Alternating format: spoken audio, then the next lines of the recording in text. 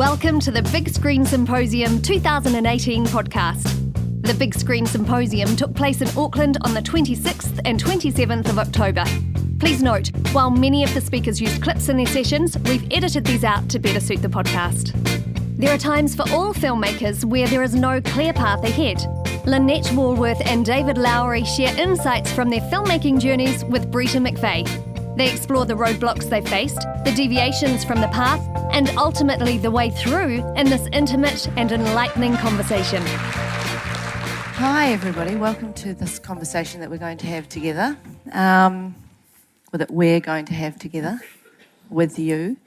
I'm not going to go into a lengthy introduction of these two prolific and talented filmmakers, but I will say that I have on the stage with me Lynette Wallworth, who at the age of 7 used to go and follow her grandmother when she was on holiday to the Tamworth cinema, where she was a cleaner. And that meant that Lynette only ever saw the end of films when she was 7. And that it has turned out to be a gift, and that a seminal moment for her was seeing the end of 2001 with no context. And that I have David Lowery here on the stage, who at the age of 7 asked his mother, how did Star Wars get made? And she gave him a book on, or started to explain to him what independent filmmaking was, and that got in bone deep. And it's actually, you're quite fiercely independent. So that was also seminal. Star Wars itself was seminal for you, wasn't it? It was, but also 2001, that's the first movie I saw. Well, not the first movie, but I didn't see the beginning of it. So I saw also it's very... Oh, same deal, yeah. Really? Like prior to that, like my grandparents had to tape it off television, and they figured the first part of the movie would be boring for me, so they only showed me the second half. There you go. So there's something there for all of you. Yes. That is a separate, and I'm not joking. Watch the end of 2001, yeah. But that actually is a separate storytelling workshop that we could have. We really could. Okay, so we are here to talk about I think it's described as the windy road. And in a way, I think what we're really going to be talking about is strength and how you come to it in different ways, or knowledge, learning. That's really what we're talking about, learning, I think. Mm-hmm. So what we've got, we've come prepared a little bit, and we have a couple of images to springboard us off into some stories. So I think what we'll do is we'll start with Lynette's got an image that would be great to put up on the screen. Beautiful. And I wonder, Lynette, if you could just place us here with what you were bringing to this moment and why you were here. So this is the first trip I went on to with the Madu women from remote Western Australia.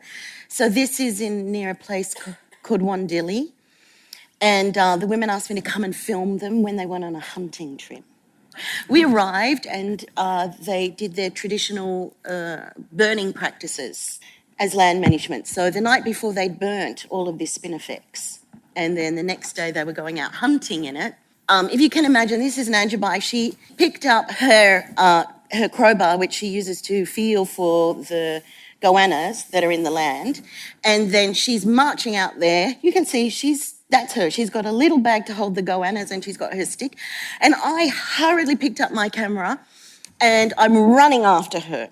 And she's like marching about and looking for goanna. She just found a goanna, and that was in her bag. And onward she's going, and I'm traipsing after her very awkwardly with my camera, trying to keep up. And she turned to me shortly after this and she said, go back. And I said, do you need something? Do I have to go and get you something? I'm trying to understand this very distinct instruction. She just said, no, go back. So I went back. I was despondent. I thought maybe she didn't want me filming her. I didn't understand. She hadn't looked at me the whole time. She was just letting me film her. You must have thought she didn't want you to film. I thought she didn't want me to film. And later that night, we were sitting around the campfires and the women said, Nanjabai said you were out with her and you forgot your water bottle. And she was right. But she didn't look at me. She'd heard my breathing and that I wasn't drinking. And without explaining any of it, she just said, go back. She was caring about my dehydration. I wasn't, because we get obsessed. We're focused on the frame, and I was focused on the frame, and she was focused on many things, including my own health and safety. So that's why I love that picture. But you can put that meaning around that now. But when you're around the campfire, what was the process, was it that quick at the time for you? Yeah, I mean, here's the thing of the learning with these women. Often they let me do things that were stupid in order that I could learn that they were stupid. But this was not one of those things. Another time I walked... I'm telling you all this in confidence. I should have said, actually, cone of silence. They were watching me, they were talking, they were having a very sad conversation. They were sitting on the ground, they were talking about something very, very sad that we were filming. And I walked over to get something. I'd asked them if they wanted me to film this conversation. They didn't. It was about the canning stock route. It was a bad story. They just wanted to be sitting, talking about it. And I walked over to get something. They watched me. Then I came back and they said, why did you walk through the fire coals? So they didn't stop me walking through the fire coals. But I had not noted where someone had earlier, at some point, lit a fire and put it out. So for the rest of this trip, I'm running around with melted heels that I had to duct tape together with silver duct tape because I'd melted my shoes in the coals. But that was the learning. But what I'm hearing also is that it's these are stories about rushing. Yes. And looking at and not bringing yourself properly into it. It sounds like almost like a pace of being in the work.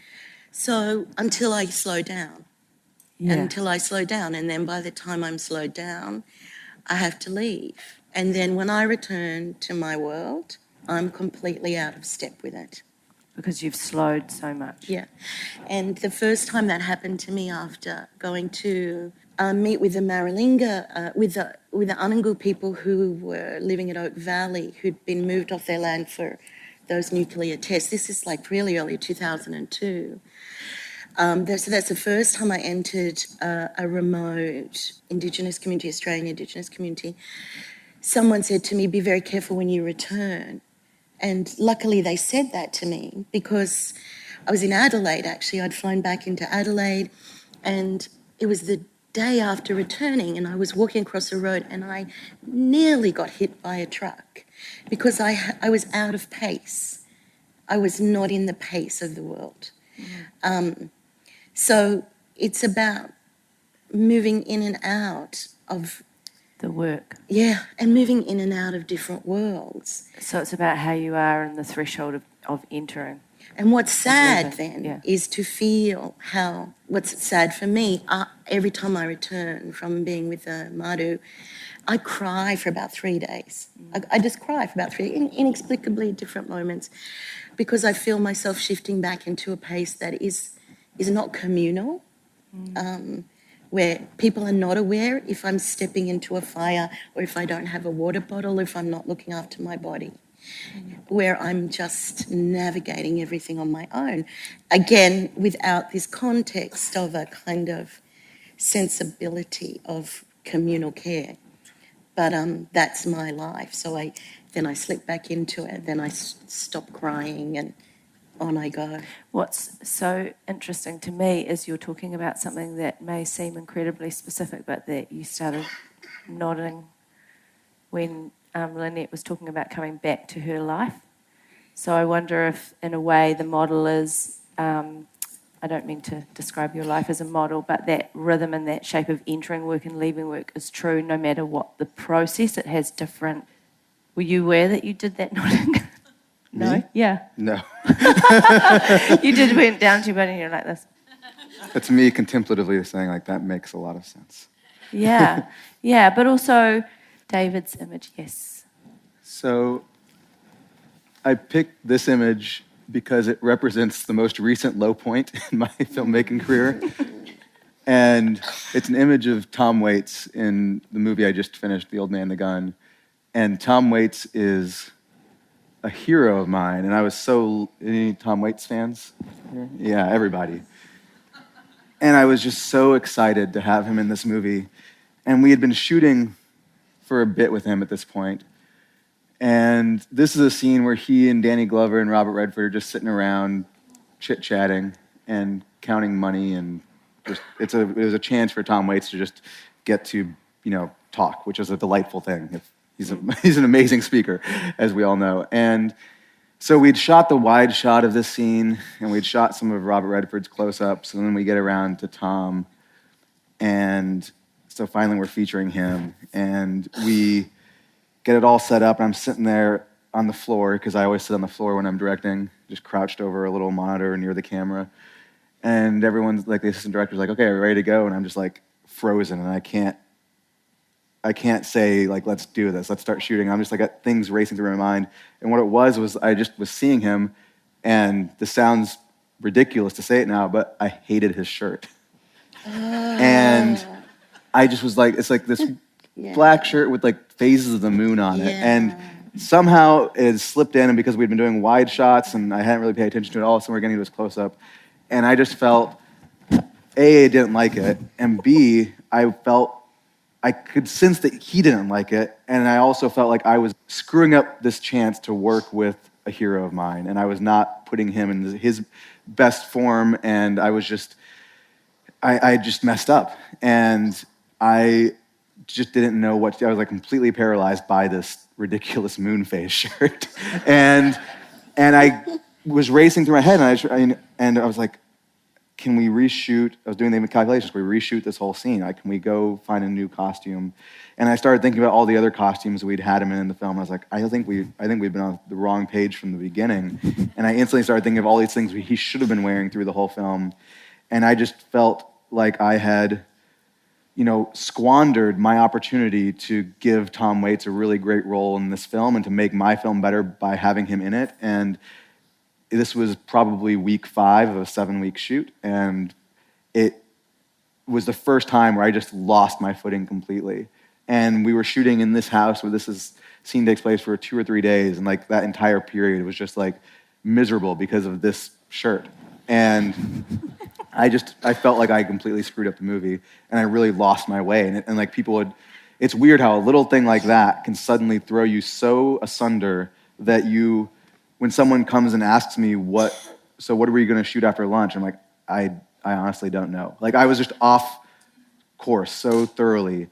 And a little tiny thing like that can throw it off. And the thing that is weird is that in the movie, you'd never notice it. Like, the scene goes by, it cuts to him a few times, you never notice it. But for that, week of shooting, and for the week after, even once we got to post-production, the movie was no longer about Robert Redford robbing banks and having a romance with Sissy Spacek and all these other things. It was about this horrible shirt. And it loomed large in my mind. And I hung all of my own senses of shortcoming and fear all just got attached to that. And it became a source of deep loathing. And I did have I went and Tom didn't like it either. Like, we had a conversation afterwards about his wardrobe and how we needed to fix it. And we tried out different things afterwards, but I just felt like I just dropped the ball so hardcore. Mm-hmm. And up until that point, the movie was going great. Like, everything was going well, and we got to this week, and it just from that week forward, it was like I was barely hanging on for the rest of the production. And it's so weird. For the rest of the production? Because it was like another 2 weeks or so. Right, so 2.5 weeks. It's not like coming out of that you've got a process for coming out of it? I mean, I wish I could have just reshot the whole scene. That probably would have helped, but we didn't have the time or the means to do that. And so I guess the reason I like this is because every movie has a shirt like that. And it might not be a shirt, it might be something completely different, but every movie has a choice that turns out to be the wrong one, and you have to figure out how to deal with it. And luckily with this one, it was just, there's 3 other people in the scene. I could edit the scene in a way that makes it easy to just pull attention away from it. Not that anyone would ever notice it in the first place, but it just laid bare all of the things that I had confidence in had pushed through but all of a sudden were revealing themselves as maybe questionable choices. And I just all of a sudden started to question myself on everything and pick apart every choice I'd made. And I lost all of my confidence from that point forward. And that happens in every movie. It always happens at some point. And the way I work through it at this point is just knowing that it's going to happen. Like, I just know it's going to happen. And at some point, everything's going to get terrible and miserable. and that I just have to keep doing what I'm doing. And that there'll be some way to reconcile this grievous error later on. And of course, they're never that grievous. They're never that terrible. And I know that too. But that doesn't mitigate the fact that when you're there in the moment, you just feel like you have royally screwed up in a way that no one will ever forgive you for. My way of describing that is that you just can't avoid the fact that doubt's going to come and get you at some point. I mean, I don't know if that's true for everyone, but it's certainly true for me. And I try to approach it from the mindset of, if you're not comfortable, if you're not comfortable, then you're probably doing something right.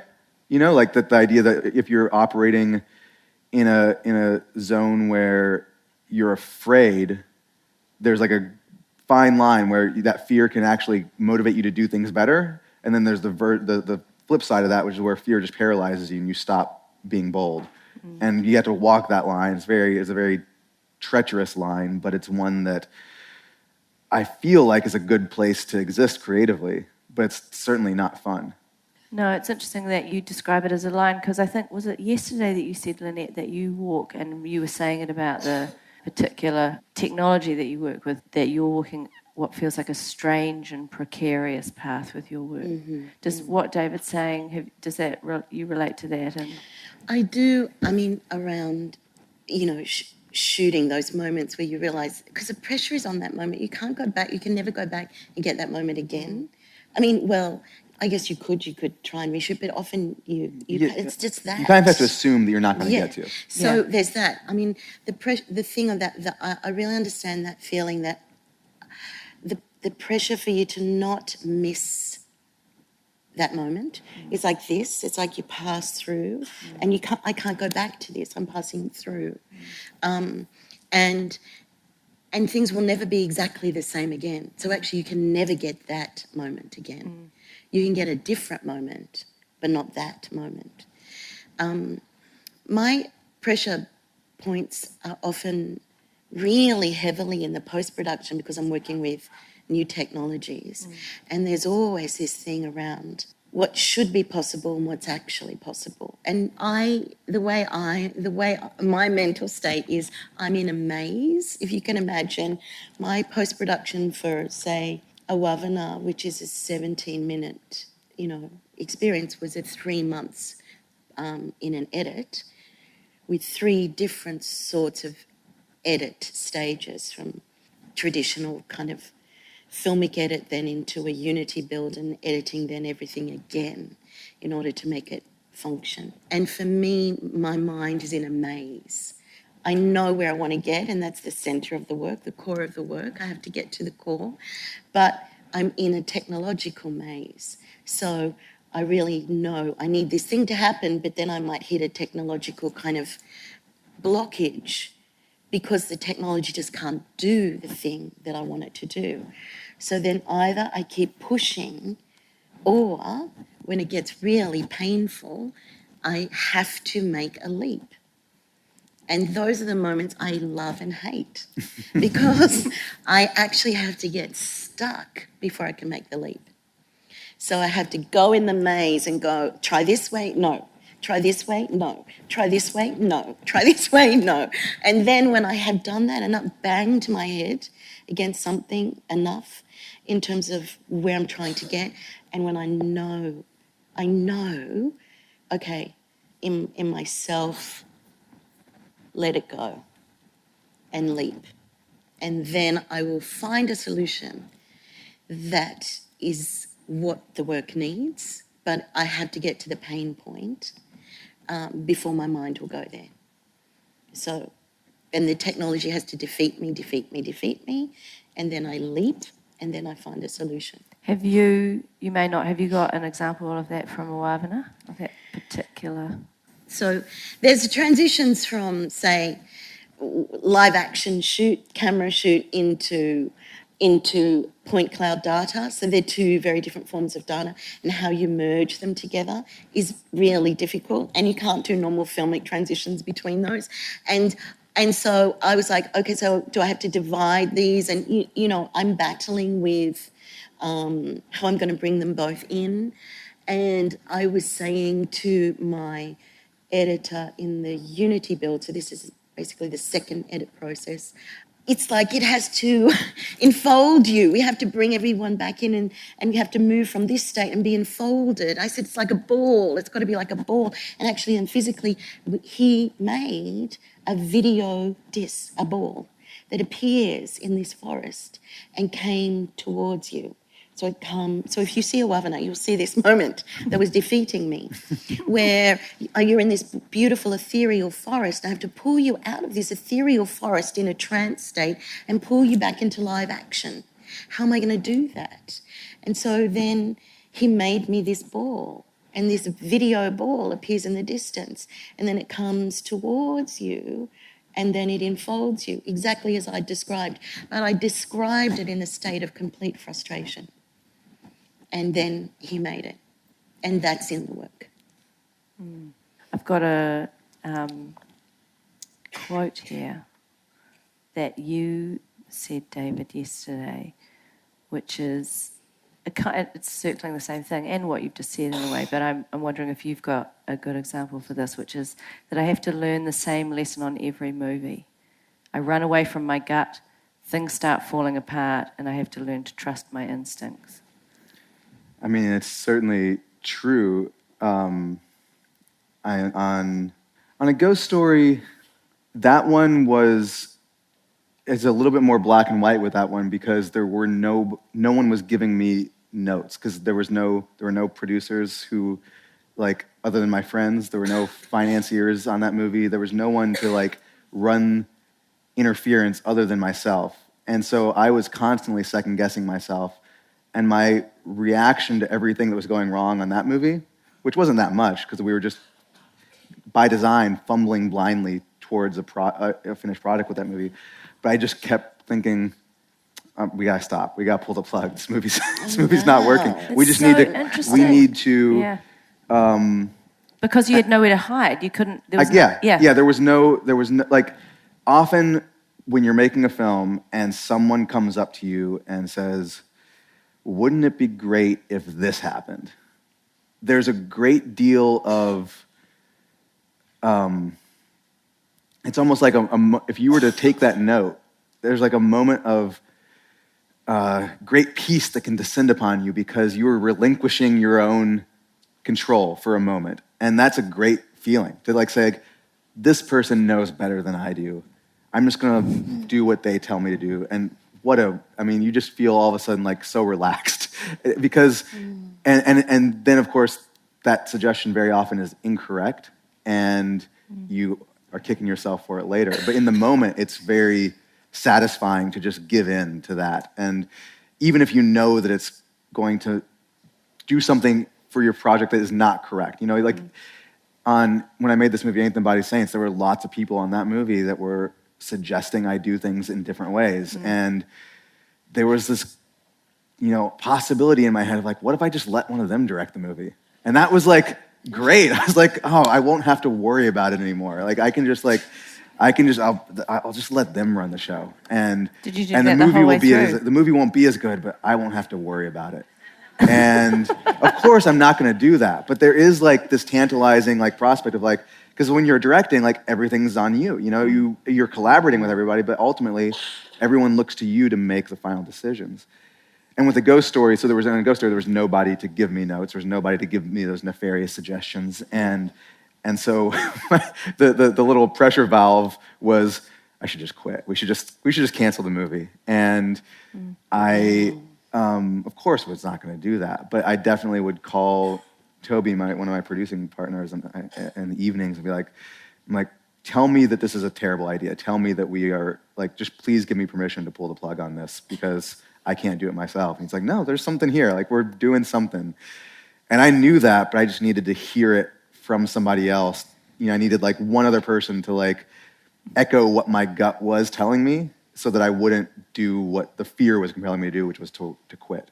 And thank goodness I didn't do that, because of course, like that, I was in the right state of fear. I was in the right state of not knowing what I was doing. Like that was a very excruciating but important movie to make, because I was like figuring out exactly how I like to make movies in a very profound and immediate way, and that discomfort was important. But had I run away from it, I would have been running away from my gut instinct, which my gut instinct was saying, like, there is something there. There's something there. Every day you're getting a little something that is going to accumulate, that these little somethings are all going to accumulate into something that is worthwhile, that is what you were after from the get-go, even though you couldn't put a name on that or define it for everybody. You knew there was something worth pursuing in this film, and you are getting it in spite of the fact that there's so much other stuff that's happening that makes you feel like you're failing. Did it, after doing Old Man and the Gun next, and having all the noise stripped away when you're doing a ghost story, as you say, just you hearing your internal narrative more noisily than normal because there's less distractions, I guess. Did that equip you in a different way to meet yourself when you were in the next film? It did, yeah. I mean, it certainly didn't help with that shirt, but the Old Man and the Gun had a lot of people who were producing it. There was a lot of cooks in the kitchen, but they all trusted me. Like the one benefit of having made a number of movies at this point is that because none of them are terrible, whether you like them or not, none of them are like objectively terrible movies. People trust me a little bit more, and so when I say, I'm not going to do something, that's usually the end of the conversation, and that is a good place to be in, because I can shut things down a little more quickly if there's like too much noise in the room. And there were instances, I mean, I provide plenty of noise of my own. Like, obviously, I don't need all the noise from anyone else. And there were instances on the set where I was making changes. Like, as I talked about yesterday, I rewrite as I go. And sometimes that really freaks people out. And that's within reason. Like, when you sign on to make a movie and you've got a script and then the director is rewriting that script and suddenly a big important scene is no longer important, you wonder, like, does this director really know what they're doing here? Are they making the right choice? Because they don't have the luxury of being in my head and seeing it come together the way I'm seeing it. So there's lots of people raising their hands in alarm saying, what about that stuff we were supposed to shoot today? Are we still doing that? Like, why aren't we doing that? Are you making the right choice? And I'm at a point now where I feel comfortable saying, I'm pretty sure I'm making the right choice, and we can talk about it. We can spend as much time talking about it as you want, but that's not going to change what I'm intending to do today.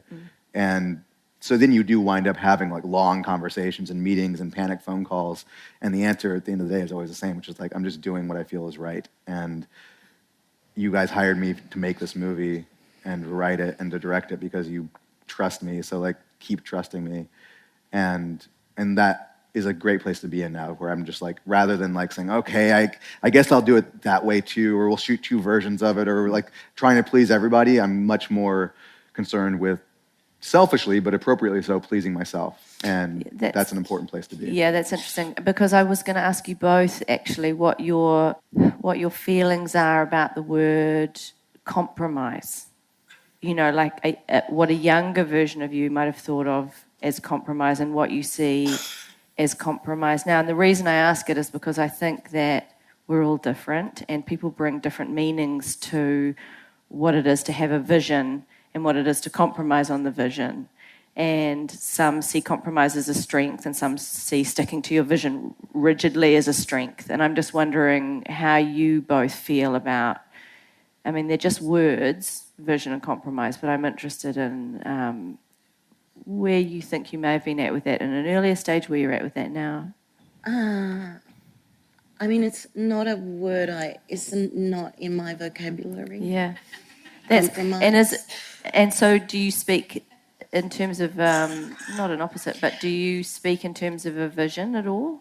So, I mean, my process is like tracking something. I'm tracking something that my sense is, you know, it's not feature fiction. It's you know, even with long form documentary, it's still trying to reveal something that I think I have a feeling of this thing that wants to get made, and I'm trying to find it. So in that sense, how can I compromise? I'm just looking for that thing.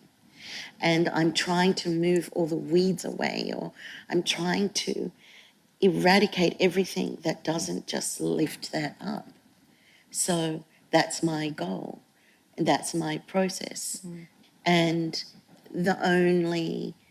And it's not just you either, is it? Like, you're inviting people on who are also tracking with you? I'm inviting people on that journey with me, but I think my responsibility is to know that one thing, and no one else can answer that question.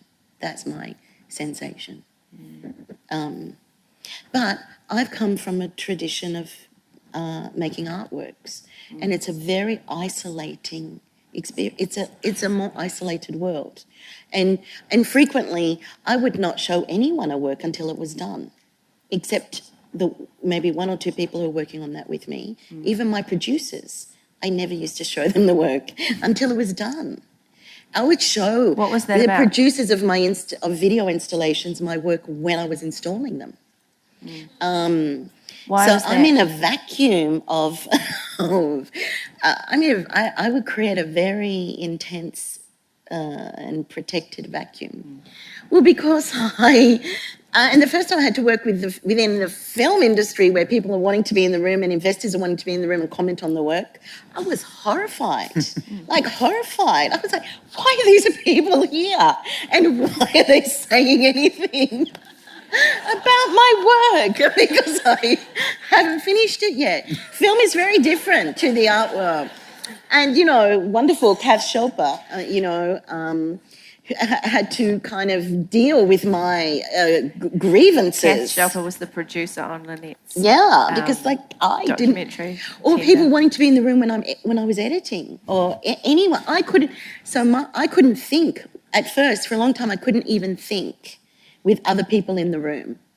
I couldn't think because my thinking had developed in isolation.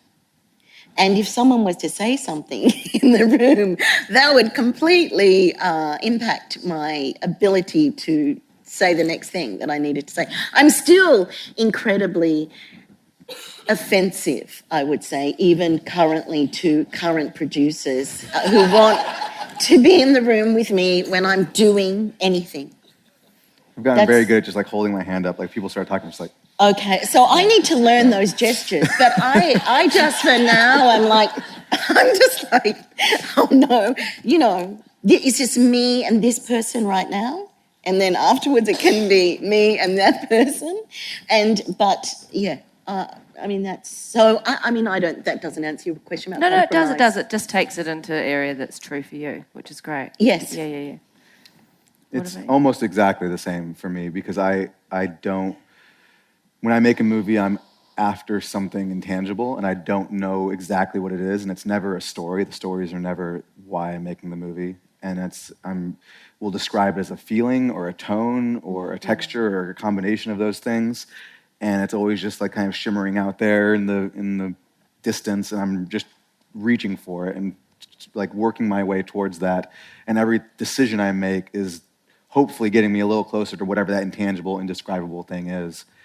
And of course, there is a story and there's all these other elements that I'm trying to service as well, but ultimately it's something intangible that I'm reaching for, and it's very liquidy and it's hard to grab hold of, but when you get it, you know you've got it. And so by virtue of that, I also don't really think about compromise, although I have compromised in the past, and the compromises come when you stop reaching for that, when you just fall short of it, or when you're on set and you're straining for whatever it is whatever that intangible thing is, and you're not there yet, but you also know that it's getting late and that people are tired, and so you say, you know what, it's good enough, let's just call it a day and go home. And that's a compromise that I've made before, and I don't want to ever do that again, but I've done it.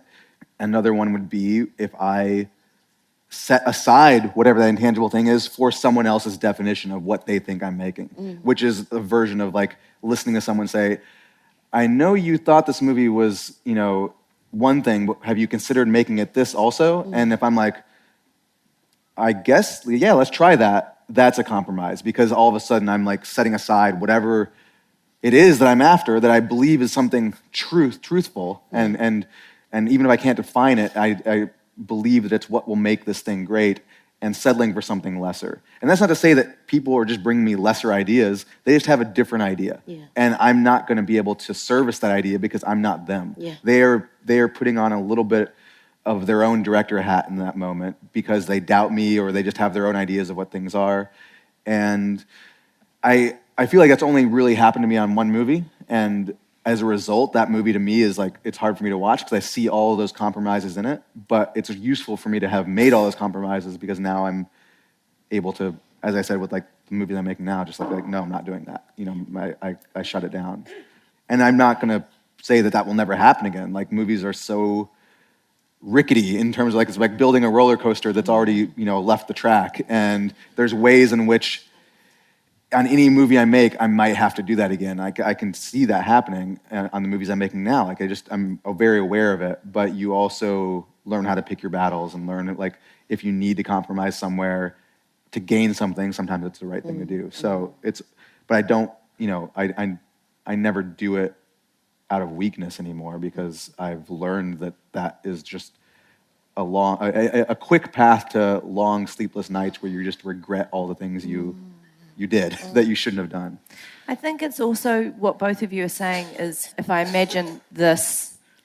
I'm going to do that. Yeah, exactly. If I imagine this happening and what you're talking about, I'm doing this thing here. There's something I think that gets learned about not needing to be socially acceptable in those moments to protect the depth of your concentration, isn't it? And I think that may be different for everybody as to how they come to that. Whereas, okay, sure, it's kind of still maintaining a relationship. I could try that. It's like seemingly open. Whereas in actual fact, sometimes this gesture, which we're now going to all use, this is about maintaining your own openness and on your terms. Is that a way of, Lynette, I can tell you've got? Well, here's an example that I think of.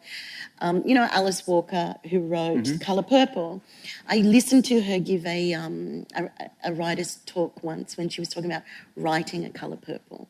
And she said, I think that she had to move house 3 times. So this is a version, I think, of this. So she started writing a Colour Purple. And you can imagine, so say you're wanting to write this, but you have family, you have commitments, you have people in your life, you have all these things. But the characters in A Colour Purple, Cece, those people, she said they were so quiet and so frail and so scared that she couldn't hear them properly. So then she moved to another location which was out of the city and more quiet, but it still wasn't too noisy for these characters to be comfortable. And finally, she moved to a place where it sounded like she had like a little farmhouse and all of this space around her and no other houses that could be seen and maybe horses in the distance. That's what I pictured in my head as she talked. But in that place, those characters would all speak. And she stayed in that place until she finished the book. And then she talked about when she wrote the ending of A Colour Purple, how she put her head down and she cried because she knew then her conversation with those characters was done. But she had changed physically the location where she lived in order to honour that relationship. So we're talking about, in our own strange ways, a version with something so ethereal that you can't even name it. But for that moment, that's your relationship to protect.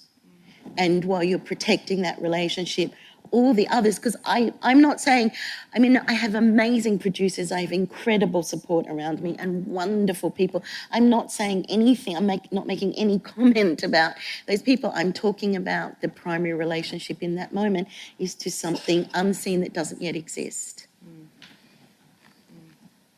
What do you, and this question may generate an opposite, actually. But what do you both use now that you've had as much and very different experience as you've had in completing projects? So moving through the whole shape of imagining, kind of giving birth to it with others and then sending it out into the world.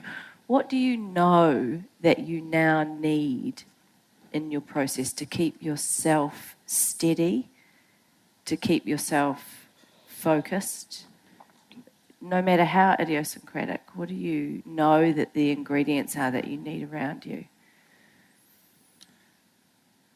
I mean, a lot of it, I would say, is, for me, is just, I don't even think about it anymore, but just creating an environment that I will flourish in, and that involves the people that I work with. Yeah.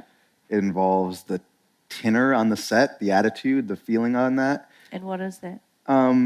Just calm and open. Yeah. Like, just there's never... So gentleness? It's very gentle. There's no... I'm not interested in egos. Yeah. And if someone yells, they're out of there. Like, Yeah. it's just about that feeling, that vibe. And a lot of that just comes from the people you work with. Yeah. And the reason I work with the same people repeatedly is because I know that we'll have that.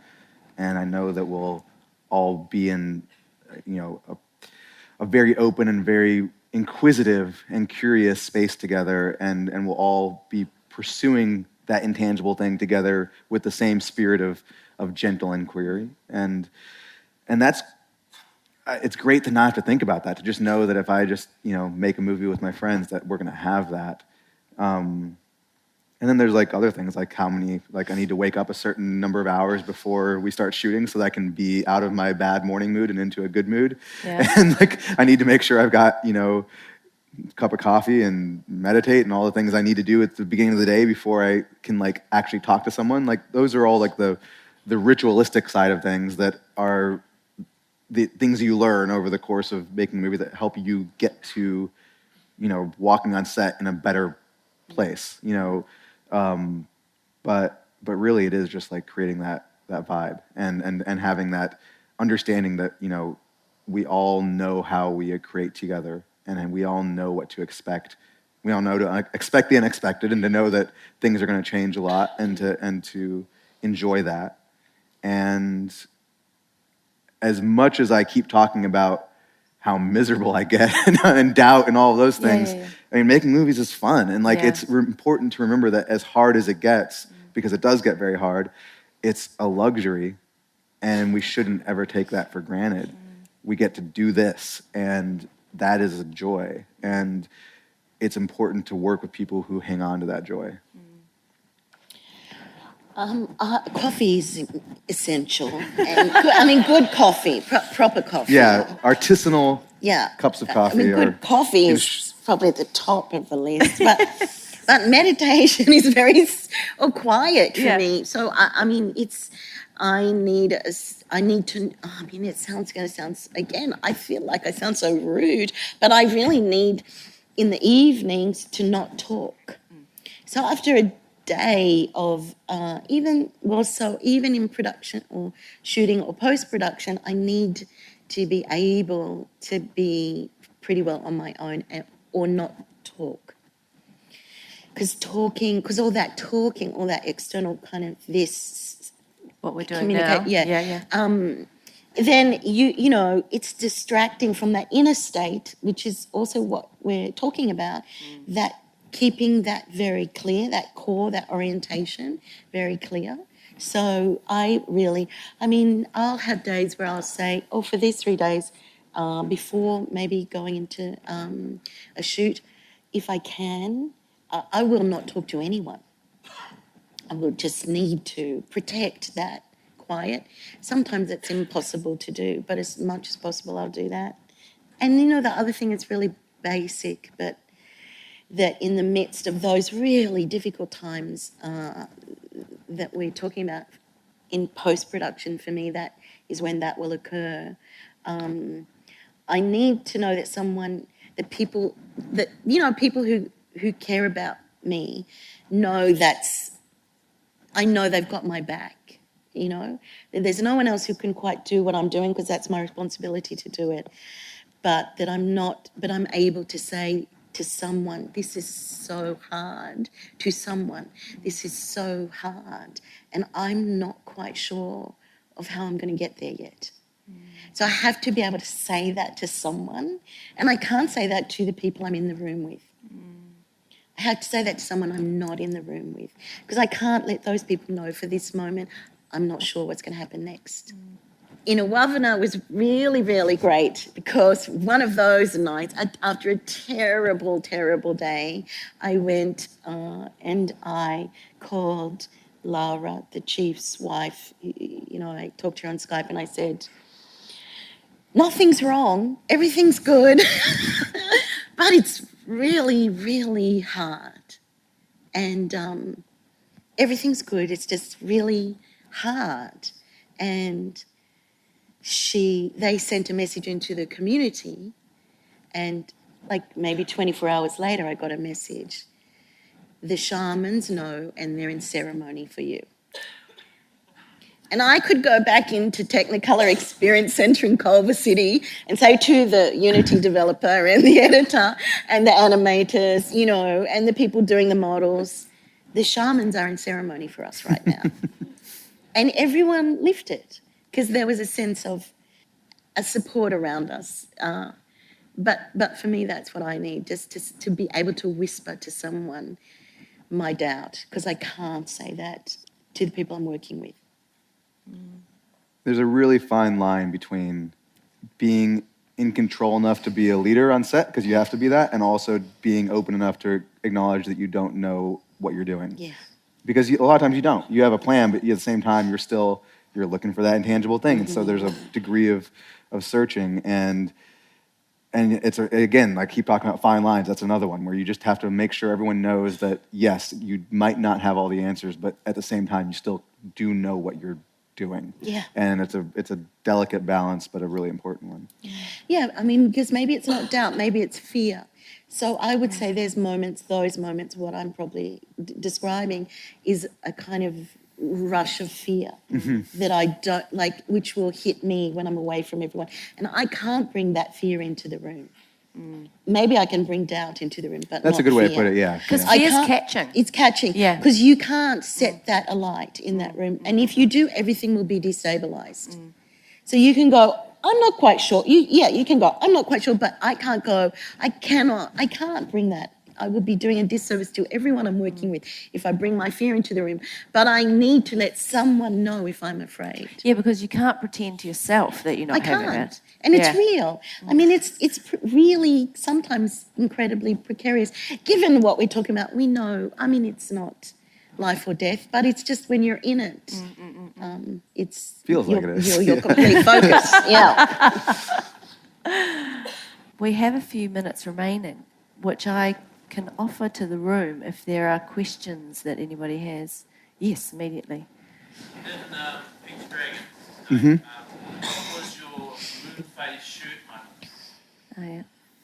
Oh, for that movie, a lot of it came in post-production. Just, doing things with visual effects that just weren't, we'd shot things a certain way and then we do some visual effects work on it and it didn't quite add up the way I thought it was going to work. And you have to figure out a way to fix that. That was one of them. I think it's weird because at this point I can talk about how hard that movie was to make, but the rose-colored glasses have come on, and I just look at all of the hardship. It's just beauty. Like, I just have such fond memories of the hardest days. Yeah. There's a sequence at the beginning where the lead character Pete is a little boy, and we had a young actor who was wonderful. He was 4 years old, but he could only work for 2 hours a day. And I remember, this is the opening of the movie. It's very important. You've got to get that opening scene right. I talked about that a lot yesterday. That was a real challenge to pull off because we just had so little time when you're working with an actor that young to actually get them on camera.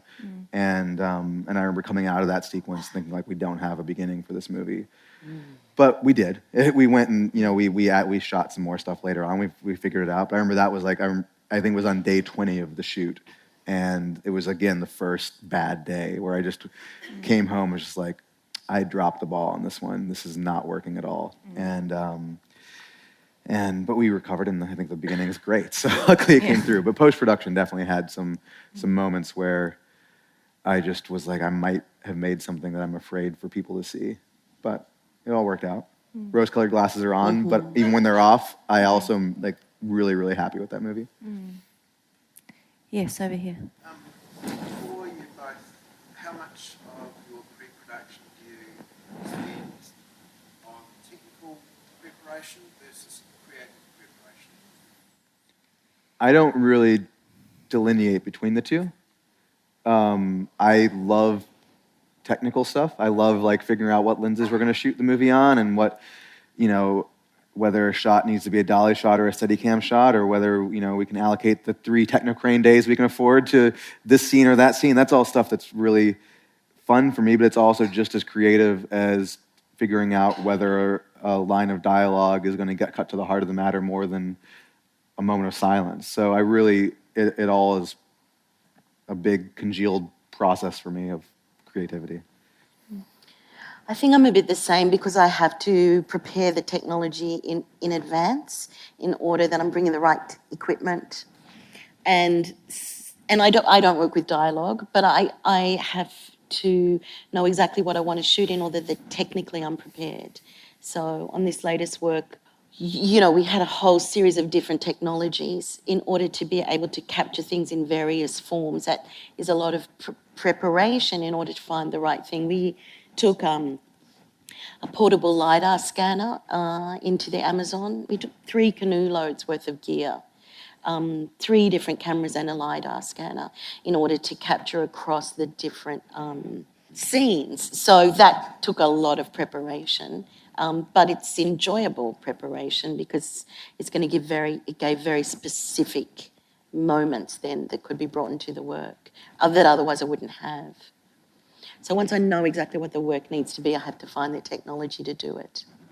Yes, in the middle. Hi, this is for David. You say that you rewrite a lot while you're shooting, and did you say even in post-production? Yeah, definitely. I was just wondering, when the film is finished, how do you feel? Like, do you look at it and go, oh, I should have gone with, the third draft for that section, or do you actually feel good when the film is completed? Yeah, I don't. Again, with the one movie that I talked about that I feel like I've compromised on, that's one where I wish that I had done things differently. But for the most part, at this point, I feel like every revision, every step forward is clarifying for me what it is I'm after. And so they do get better. And I went through all the old drafts of The Old Man and the Gun. I was like, they're all good, they're all fine. And, in preparation for that panel yesterday, but I know that I made ultimately the right version of it. And so it's actually very reassuring to me to be in that mindset where I look at old drafts and I'm like, no, I made the right choice. I made the right decision. And that emboldens me in the future when I am on set saying this isn't right, give me 5 minutes, I'm rewriting the scene, to know that whatever I'm going to come up with is probably stabbing a little closer at the heart of the matter. So we watched A Ghost Story in class last week at school. Oh, awesome. Yeah, and I thought it was a great film. Probably a lot of my friends and stuff didn't quite understand it, but I wanted to ask, do you think it relates to post-horror, and if so, why? That's a good question. It relates to, I don't know if anyone here knows the term post-horror, but it's like the genre of horror films that are being made now that are more artfully done. We might include Hereditary this year, or The Witch last year, or It Follows, as these films that deal with social ideas through horror films, which horror films have always done. I don't think A Ghost Story is post-horror, but it does employ the tropes of the genre enough to where if someone wants to include it amongst those films, it makes sense to me. But personally speaking, it doesn't quite fit. I would love to actually make a post-horror film or a horror film period, because it's my favorite genre, but I have not done it yet, in my opinion. Sorry, just got to stop there. Is horror really your favourite genre? I love horror films. Oh, really? I watched, here's me watching a horror film. I'm like this. But So I- you like the physical feeling of watching? I can't even get in a house where a horror film. I grew up being scared of everything. Like every movie terrified me, and so something about being terrified now, I guess, taps Kind into of some sort of works. childhood nostalgia. Can but you watch a horror film? No, I don't watch horror films. No, me either. No. That's so. I've got a son who can't watch any films, so that's really interesting to me that was your experience. I'm just going to keep an ear out as to whether he ends up getting into horror. I wasn't planning on having that conversation. I would love to talk another hour about horror films. 'Cause I could talk about them all day. Let's do that but- another time. Yeah. I feel like the windy road of filmmaking is it's not a 9 to 5, and it creeps into so many other areas of your life. And I just wondered if you two have any advice or anything that you've learned about trying to maintain some balance in your life. No. Good question. Thank you, and thank you. Britta asked us for some photographs. She did not put one of my photographs up there. My photograph was of the dog I don't have. So it's a rescue dog. It's a beautiful dog. It's a cute dog. I looked at it online. I don't have that dog because I live the life I live. So I'm a hopeless person for you to ask that question of. I was just talking earlier about how I tried to take some time off this year and made it 2 weeks before I quickly put another movie together. And I have almost no hobbies. I like to go running. That's like my hobby. And I just love movies. I mean, I truly do. And like, I don't really want to do anything else. I'm in a very lucky position where my wife is also a filmmaker, so we can commiserate together and also understand why we don't see each other that often because we're both doing something that we love. And that's very lucky. I mean, I don't know, it would be a little bit more challenging if she was in a different profession. But luckily, we both do the same thing, and so our household is has a very narrow focus. No, Yeah, no balance. But it's like Don't be balanced. Don't be balanced. Don't be balanced. Be obsessed. what a great thing to not be balanced in. Yeah. Tweet that out into the world. Don't be balanced. Be obsessed. It's Yeah. wonderful Yeah. to be obsessed. Yes, down here. Hi, question for both of you. Important creative collaborators on your project, such as director of photography or any other role that's important to you. Do you have a kind of process for finding people who you think are right for the project, or do you like to work with people, on several projects, or what's the process for that? I mean, I certainly try to work with the same people over and over and over again so that you don't have to go through those growing pains. And also, I mean, it just benefits everybody. If you have people you like and that you get along with, it's just going to be a beneficial situation. Now, there is a great value in finding new voices to complement that and to bring new people into that mix. And when I do that, it's odd. Like I've always worked with different cinematographers. That's like the one area where I've always find someone new. You sort of start with just people whose work you like. And I kind of like to take the work out of the equation. I like to I know that if I hire this person, they're going to make a beautiful image. So let's not worry about that. And then it's more about, can I hang out with them? Do we like the same music? Do we like the same movies? Are we going to enjoy going to get dinner together? And that's what you look for. I like to work with the same people over and over once I know I can work with them. If I'm doing something, how can I put this? I will often, if I'm doing something that I think is going to take something in a different direction, I will look for someone who is very talented but has never had to do that thing before.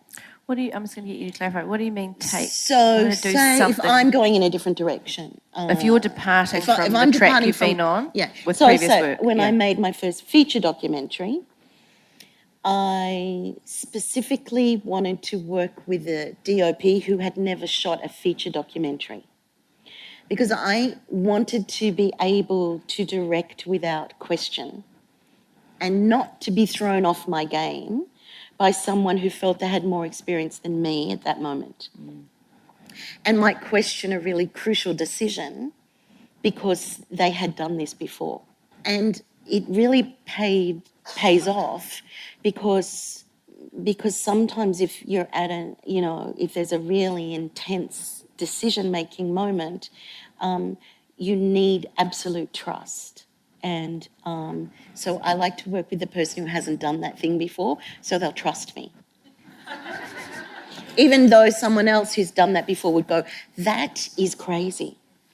That's because I've had that experience, so that's what I've learned. That's really smart. That's what I've learned. That is smart.